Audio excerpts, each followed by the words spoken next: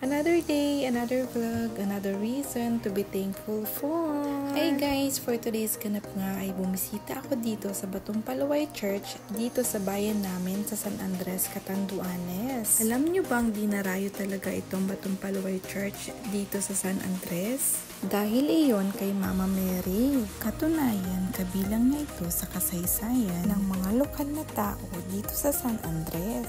Sa ngayon, isa ito sa mga sikat na simbahan at isang sikat na destinasyong dinadayo ng mga turista dito sa isla.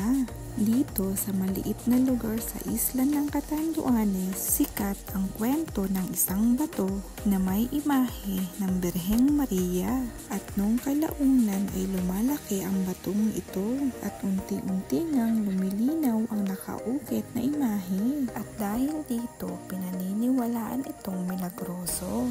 At isa nga rin ito sa sikat na binibisitang simbahan dito sa Catanduanes. At tinatawag na nga ito ngayong Church of Our Lady of Sorrows, Our Lady of Batong Palaway, na ipinagdiriwang ang kapiestahan tuwing ika-12 at 13 ng Disyembre.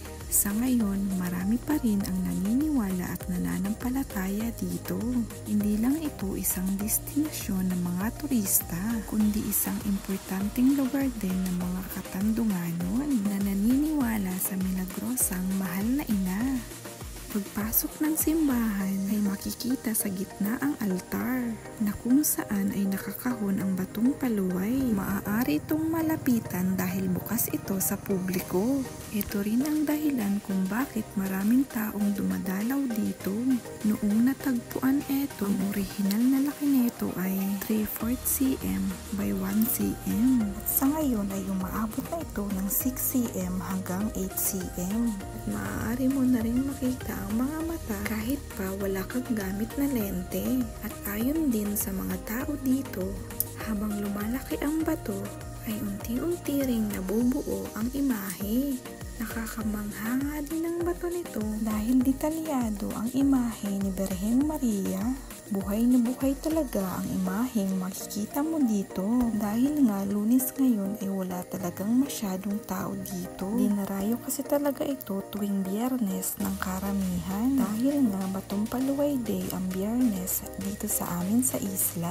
Hinaon ko rin talaga na hindi makisabay sa mga tao para maipakita ko sa inyo ang kabuuang paligid ng simbahan. Sobrang linis at maaliwalas na siguradong magiging komportable ka talaga sa pagpunta mo dito. Araw-araw din kasi talaga nila itong nililinisan para sa mga taong dumarayo dito. Halos kalapit lang naman ng Batong Palaway itong barangay namin. Yan naman ay pwede talaga ako ditong pumunta kahit anong araw. At kayo din. Huwag nyo lang itataon ng Biyernes dahil marami talagang taong pumupunta dito. Yun ay para sa mga taong gustong manampalataya ng may katahimikan sa paligid. Sana ay may nakuha kayong kaalaman sa Church of Our Lady of Sorrows, Our Lady of Batong Paluway. At kung magawi naman kayo dito sa amin sa isla ng Catanduanes, The Happy Island, huwag nyong kakalimutan bumisita dito.